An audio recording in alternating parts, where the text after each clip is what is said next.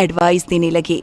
लेकिन सुजॉय को लगा वो दूसरी बार अपने ऑफिस एम्प्लॉइज के सामने ह्यूमिलिएट नहीं हो सकता। हम कहीं और नहीं जाएंगे। अगर हमारी डिनर पार्टी होगी तो उसी रूम में होगी। अब तुम लोग देखो, ये मैनेजर खुद हमें रिस्पेक्ट से वहां ले जाएगा। यहाँ के मालिक मिसेस सारंग मेरे बहुत अच्छे दोस्त हैं। मैं अभी उनसे मिलकर आता हूँ। Sujoy, stop it. I know कि तुम मिस्टर सारंग को पर्सनली नहीं जानते हो और एक दो बार सोशल गैदरिंग में मिलने से कोई दोस्त नहीं हो जाता। सो प्लीज हम कहीं और चलकर डिनर करते हैं। तुम्हें क्या लगा कि मैं तुम्हारे इस फटीचर हस्बैंड की तरह हूं? अब तुम देखो, बस तुम देखो कि कैसे चुटकियों में मैं यहीं सबके डिनर का अरेंजमेंट करवाता हूं। एक बार फिर सुजॉय के मुंह से देव के लिए ये शब्द सुनकर सौंदर्या आग बबूला हो गई। लेकिन जब तक वो कुछ कहती, सुजॉय अपनी धुन में आगे बढ़ गया था। थोड़ी देर बाद वो मुंह लटकाए जब वापस आया तो सौंदर्या को उसका मुंह देखकर हंसी आ गई। क्या हुआ सुजॉय? कोई आया नहीं हमें लेने? किस तरफ हमारे डिनर का अरेंजमेंट तुमने करवाया है वो तो बताओ। वेल, एक्चुअली मिस्टर सारंग यहाँ है नहीं, तो हमें कहीं और ही चलना होगा। ठीक है?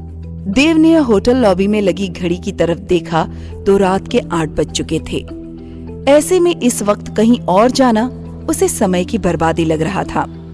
पर्सनली देव उनमें से था जिन्हें वक्त बर्बाद करना बिल्कुल पसंद नहीं था।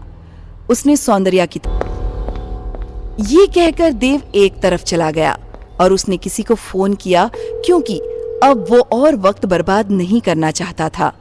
साथ ही वो नहीं चाहता था कि अब सुजॉय उसकी वजह से सौंदर्या का और मजाक उड़ाए। लेकिन देव जैसे ही वापस आया, आदत से मजबूर सुजॉय फिर से देव का मजाक उड़ाने लगा। अरे हम सब जानते हैं कि तुम फटीचर हो देव। फिर ये फोन करने का दिखावा क्यों? आखिर क्या साबित करना चाहते हो तुम? हाँ? अच्छा, अब जब तुम इतना ड्रामा कर ही रहे हो तो एक शो मेरी तरफ से भी बनता है। तो चलो, अगर तुमने इस होटल में हमें अभी एक डिनर टेबल की बुकिंग दिला दी ना, तो मैं इन सब के सामने कुत्ते की तरह भौंक कर दिखाऊंगा। वरना तुम्हें यह करना होगा। बोलो, मंजूर है? Okay, it's a deal. Dev को सुजॉय की शर्त एक्सेप्ट करते देखकर ही सौंदर्या परेशान हो गई। उसे लगा सुजॉय को तो दिखावे की आदत है ही, लेकिन देव ऐसा कब से हो गया? वो कुछ कहती उससे पहले वही होटल मैनेजर दौड़ते हुए आया और उसने देव को ध्यान से देखते हुए बड़े अदब से उसे हेलो कहा। क्या आप ही मिस्टर देव प्रताप सिंह हैं? जी। Oh, it's my pleasure to meet you sir. इस होटल के मालिक मिस्टर सारंग के ऑर्डर पर हमने आपके और आपके दोस्तों के डिनर के लिए इस होटल का सबसे शानदार रूम तैयार कर दिया है सर। आप प्लीज सर आइए ना मेरे साथ, प्लीज। होटल मैनेजर सभी को बड़े रिस्पेक्ट के साथ अंदर ले गया। सौंदर्या को समझ ही नहीं आ रहा था कि आखिर ये सब हो क्या रहा है।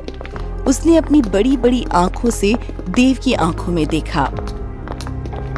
देव, आप इस होटल के मालिक को जानते हैं? नहीं, मैं उन्हें पर्सनली तो नहीं जानता।